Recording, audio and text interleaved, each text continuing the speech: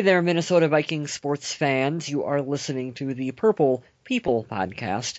My name is Kyle West, and hey, he just prestiged in Call of Duty. It's Adam Carlson.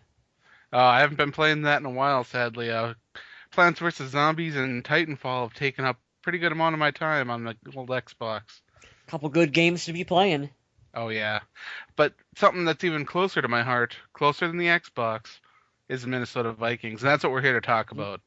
Episode number 94 of the Purple People podcast, Rules of Enragement. Because no doubt, some of these rules will cause us to be enraged. Or at least Oh me. yeah. Like we said last week, this week is all about the rules changes that were proposed and made at the owners' meetings, so that should be a lot of fun coming up. But first, we're going to go through our quick hits. And the first one will touch a lot of us in interesting ways. I've seen a lot of reactions to it, and that's Jared Allen signing a 4-year deal with the Chicago Bears. hmm Outrage by some folks because he decided to go to a division rival, which I don't know, maybe I'm in the minority here, but I have never really seen the Bears as a rival. Division opponent, sure. I've never really seen rival. Not in the same way that I view Green Bay as a rival. We are rivals with Green Bay, and Chicago is a divisional opponent, a strong divisional opponent, but I understand what you mean. Right now, the reaction has just gone way overboard. You got people on Twitter and Facebook saying that Jared Allen's a traitor and that they're gonna burn his jersey. And really, really, I'll, guys, if you don't want your Jared Allen jersey, I'll take it, or maybe Adam will take it. I don't burn it. no, there's no reason to. If Jared Allen and the Vikings would have wanted a return, they could have worked something out. Instead, the Vikings decided to go with a younger option. hmm And it wasn't Jared Allen's fault. He just wanted to go out and try to find something. I am surprised that it's the Chicago Bears because he did state that he wanted to go to a contender. And I don't see the Bears as being quite there just yet. So to me, it's interesting that he chose there. I was also interested to me that he ended up getting around 8 million a year, which is a lot less than the initial offer that was put on the table by the Denver Broncos hmm when he was offered 10 mil a year there. So I'm just really kind of confused by the move. I'm wondering if something in Denver put him off, or if something in Seattle that they couldn't work out, and what his role will be there, whether he'll be a rotational guy or a full hmm time guy. I'm interested to see how the Chicago Bears use him, but by no means am I going to knock Jared Allen for signing a deal with the Chicago Bears. I refuse to knock Jared Allen. He's one of my favorite Vikings of all time. There's a reason why he was voted to that the 50th anniversary team of the greatest Oh Vikings yeah, of all time. I don't have the statement in front of me, but if you guys haven't seen it, Jared Allen issued a statement thanking the Vikings and all the fans and everyone for their support. He's nothing but a class act, and I don't. absolutely. You got to remember that it's a business. The Vikings chose to let him go, and he signed with another team. And if you think about it, it makes sense that he would want to stay in the division because he knows all the tendencies of every one of the common opponents that the Vikings and the Bears would have. He knows the division, so he's going to stay in it, and he's going to continue to be able to play against the Packers and the Lions, and now against the Right, Vikings, which, hey, he knows the Vikings, obviously, so it makes right, sense for him to stay there. And I think the reason why he avoided not going to somewhere like Seattle is because I believe that they would want to use him as more as a rotational player, and I think Chicago is probably gave him the the best opportunity to go out there and start on a consistent basis play every down. Because if he was going to be a backup slash rotational guy, he might as well stick around in Minnesota if he wants to do right. that. He didn't want to do that. So, hey, he can go to Chicago. I'm perfectly fine with that because we've got Matt Khalil to stop him. And I'm interested in seeing that dynamic play out in a game. Let's see how good Matt Khalil really is when he lines up twice a season against Jared Allen in Chicago and stop him. That'll be fun. It And will. when he retires, I think ultimately he retires and people remember him as a Minnesota Viking first, Oh and yeah. then they'll talk about him being a Kansas City Chief and a Chicago Bear afterward. Yeah, they'll talk about him chasing the sack record with the Uh-huh. Vikings. And I think when it's all said and done, one of those nice handy one-day contracts will come and Jared Allen will retire a member of the Minnesota Vikings. I believe that to be true. Yeah, totally. But yeah, I'm happy for Jared. I wanted to see him play. I'm excited to see him play. Of course, when he plays Minnesota, I don't want him to do very good, but Right, but otherwise we wish him very well. yeah, I want to see Jared. I would still like to see him break Michael Strahan's single season sack record. I don't know if he can do that at this point, but I still want to see him chase that, and I want to see him break into that top 10 all time sack leaders. Oh yeah. Yeah. Another sometimes fan favorite is now officially gone from the Vikings after Charlie signing a Johnson? deal with the Carolina Panthers, and that's Joe Webb. Fans love Joe Webb, they hate Joe Webb, they love Joe Webb. He's one of those guys that's so interesting, but one of the things that really struck me was that the Carolina Panthers, when they signed him, they went on Twitter and they said, "We have signed quarterback Joe Webb."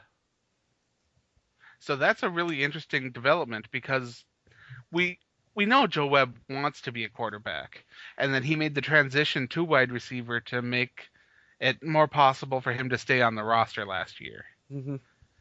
So now that he's getting another chance at quarterback behind Cam Newton, is this an opportunity where Joe Webb can really flourish a bit? Uh, I don't know if I would use the word flourish because that would imply that maybe he would, go out there and light up the field. I don't think Joe Webb will be doing that, but I think turn into a decent backup. I think he has the potential to do that. And All right. I don't want to spend a lot of time on Webb here, but I did actually dig a little into this to see why Carolina would sign him, and I believe that Cam Newton did he have some kind of off-season surgery? He did. Yes. So kind of the theory that I've kind of put together mentally is that well, Webb brings a little bit of the same skill set that Cam Newton does. Obviously, Cam Newton is a much greater quarterback than Webb, but I would understand them wanting to bring him in while Newton is recovering. They can use him to kind of run the same playbooks, whatever stuff, and Right. during their training camp, whatever. And then, Cam Newton comes back and the show is ready to roll on, so to speak. Yeah, it's a bit of an insurance policy. It Yeah, really is. totally, totally. But I wish Joe Webb the best of luck. Absolutely. Yeah. I usually don't wish ill will on any Viking that ends up leaving the team unless it's on terms that just weren't good or were very illegal or something like that. Uh-huh. The next news, Darren Sharper. I'm trying to avoid names here. Let's be perfectly honest. When Darren Sharper left the team and he was kind of bad-mouthing Minnesota. Yeah, and he didn't Uh, help things later on And here, and then so he's after the fact, yeah. But he's whatever. probably not a beloved member of the Vikings anymore. But Or the Saints or the Packers for that matter. a Viking that could be beloved is defensive lineman Corey Wooten, who got signed for us from the Bears. He's an excellent player that can play anywhere on the defensive line. 1 year deal, 1.5 million. You can see him as a pass rusher. You can see him playing inside on pass rushing situations. A really good signing, another guy that's really helping to establish this defensive line. Yeah, I love what Mike Zimmer's doing up front. Oh, absolutely. And then the head scratcher, because there's always got to be one. There does. Former Jets guard Vladimir Ducase. Vikings signed him, and I don't understand the signing. I've never been a big fan of this guy. And for me to say that I think Charlie Johnson will beat him out in camp, That's saying something right there. I'm I'm not a big supporter of his, but I hope that he can come out and play at a high level and prove me wrong and make me eat my words, but Hey, hopefully he can do it. competition breeds success. It's true. And I have faith in this new coaching staff, maybe even if it's a little bit of blind faith at the moment. So if they are willing to sign him to a deal, then maybe they see something in him that they think they can get out of him. I really don't know that much about him other than just what I've read. So I'm willing to give him the benefit of the doubt and let's see what he can do as a Viking. Absolutely. Now we're on to the new rules. Now there's several of these, and our friend here, Mr. Kyle West, has not looked into these a lot. So some of these he'll be actually hearing for the first time, Yeah, and I we'll be getting a natural reaction. I have tried to purposely stay away from them. That way I can give legitimate feedback the first time I hear them here on the show. I only know of one And he's not even sure if that's a real thing or if it's an Onion article. because it sounds kind of silly, but But we'll get to that one. Actually, it's my last one on the list. But well, there you go. number one, the game clock will continue after a quarterback sack outside of 2 minutes per an approved rule. Now, I was under the impression that the clock always ran after a sack. Me too. I didn't realize that the clock stopped. Why did the clock stop? I have no idea, but Well, apparently now it will not. this rule makes sense. Why would they stop the clock? That's basically helping the other team. The clock Or should never was stop after a sack. Yeah, that's silly. So that's how I feel about that one. I'm glad that it's in writing now, so hopefully that'll all pan out. Well, yeah. The Navarro-Bowman rule has been approved. That's that all loose balls can be reviewed. There's no more, oh, we can't review that because he was down by contact. Oh, Those yeah. plays are still able to be reviewed now. Good, good, good. Thank you. That's a good rule. I never understood the way it was done before. That didn't. There are times where you just want to scream at your television set, and yeah, that'd be one of them. So I'm good. They can review that. Kickoffs being moved to the 40-yard line Ugh, they didn't pass, did it? was voted down. Good, good. 40-yard line. They just want everybody to boot them right out the end zone, I guess. I don't know. If you're gonna move it to the 40-yard line, you might as well just eliminate kickoffs and automatically give the ball to the other team on the 20-yard line. Yeah. Like you would just completely remove it from the game at that point. Mm-hmm. There was a proposal to make all plays reviewable, and that was voted down. Which is interesting, but yeah. I can understand that. There was a rule that was proposed to add cameras for extra replayability, and that's something that's been tabled. They have to look into that and talk to the broadcasting companies and things like that. So that's something they're going to look at this year and bring back and come back to. What do they mean by camera? Like more cameras on the sidelines? So they have extra angles for reviews and things like that. Okay, well, why wouldn't you want more? Of course you would want more cameras, but higher cost. Well, yeah. Although I do think the NFL is making plenty of money. I don't know. I don't know if they can afford an extra guy to hold that camera. Yeah, Roger Goodell can take a pay cut. Now, the modified extra point experiment. Yeah, I'm sure you've heard a little bit about this. I have. The rule change was that kicks would be from the 20-yard line for scrimmage. So kicks would be about a 37-yard extra pointer. Okay. Now, they have said that they will experiment with that in weeks 1 and 2 of this year's preseason and see how that goes. Okay. So this preseason, check it out. Let's see how it goes. I actually read something that was really interesting that kind of made me laugh. There was a theory that they should change extra points to the player that scores the touchdown, that gets the ball in the end zone, should have to kick the extra point. That would be awesome. Adrian Peterson just scored a touchdown, and now he's got to go out and kick the extra point. That'd be phenomenal until Adrian Peterson gets hurt kicking an extra point.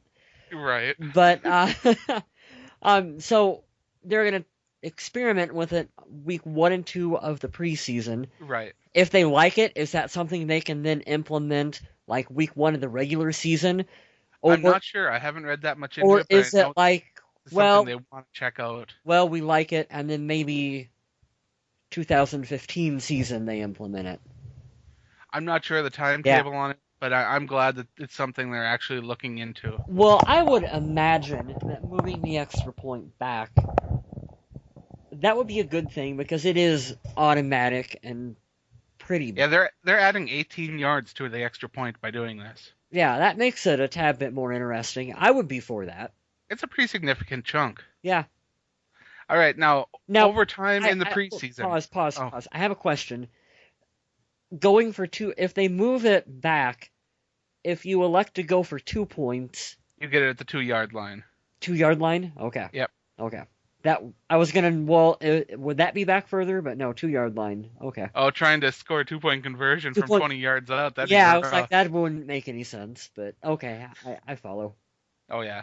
Overtime in the preseason has been tabled, so they're going to talk about that. And in May they're going to reconvene and talk about getting rid of overtime preseason games and calling them done after the fourth quarter. Ain't nobody got time for overtime preseason games. If the league is serious about player safety, get rid of overtime preseason. Like it, preseason has its legitimate purpose, but not dragging it out into overtime. Like, But what about all those fans that are like, "Oh, well, our team's 3-1 this preseason. We're going to be on a roll." yeah, sorry, Raiders fans. That doesn't matter. Oh no. Now this rule is one that I actually really like because to me this could have affected a lot of games last year that ended in the final moments, and that is extending the arms of the goalpost 5 feet higher. Yeah. Because we see a lot of kicks that fly over the goalpost, and you see the refs just kind of like looking up and trying to figure out, oh, did it go in or did it go out? An extra 5 feet to those poles will help out a lot. Okay, so this past Yes. 5 feet on the small bar between the two No, not the crossbar. upright. So it's 5 feet.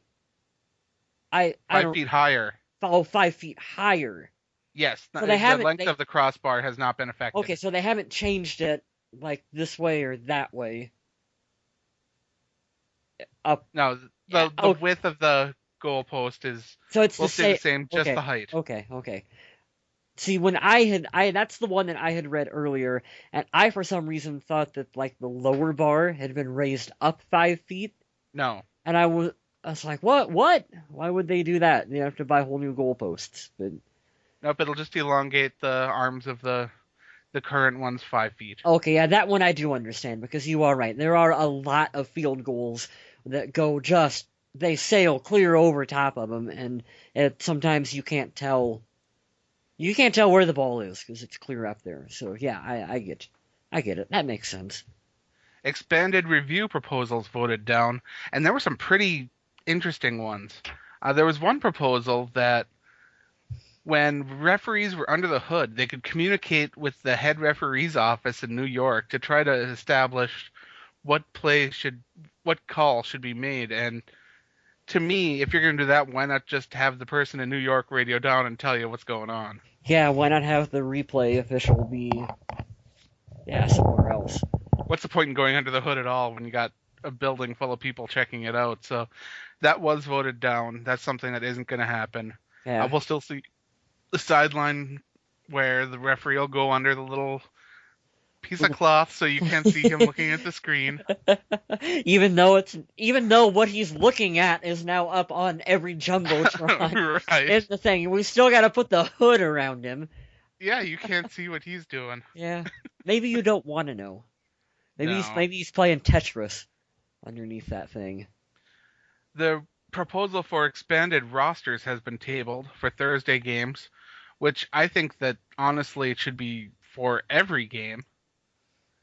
Yeah. You should be able to suit up more than your 50 some odd players. Yeah, I believe you have what? You have 53 on your active roster, but on game day you can only suit up 46?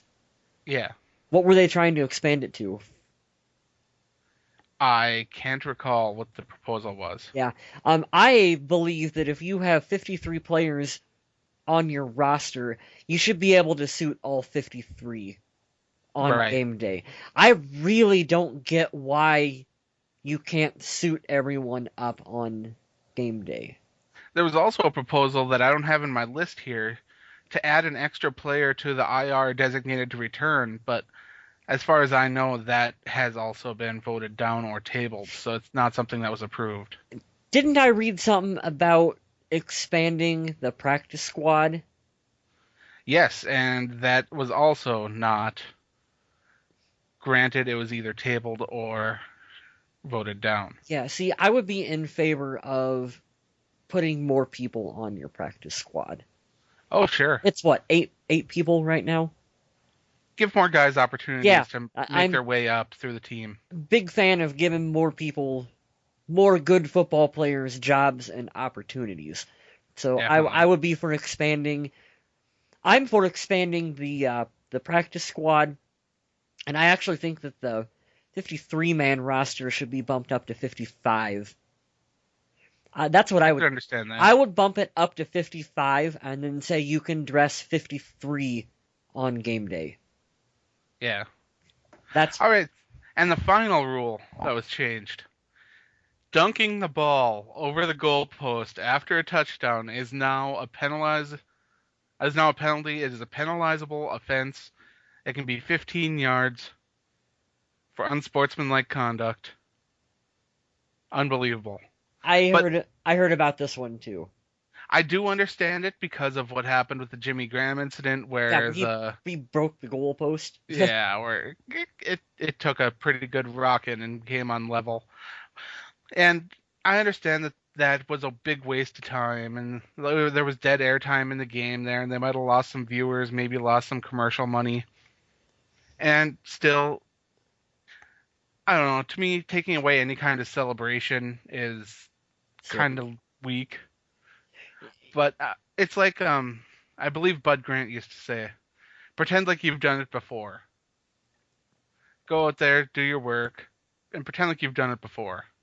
No need to jump around and celebrate like a crazy man." I do agree. I think there's a line in terms of what you should and should not be able to do in terms of celebrating. Things like, when Chad Ochocinco was going through his stuff and Terrell Owens was pulling out the Sharpie, that's a little much. And guys jumping up on, the crossbeam for the goalpost and hanging on him and throwing the ball up, that stuff is actually a little much. Right. I'm more for I think they should be able to do a little bit more of the group celebration stuff Right. afterward, where someone scores a touchdown, your group of guys get in the Do end the zone. Macarena. Yeah, do something like that, or do some kind of little shuffle or whatever. Like, I think that's fine, because that to me is just players showing personality and spirit and having fun. Like Uh, when Patterson would do that little dance from House Party.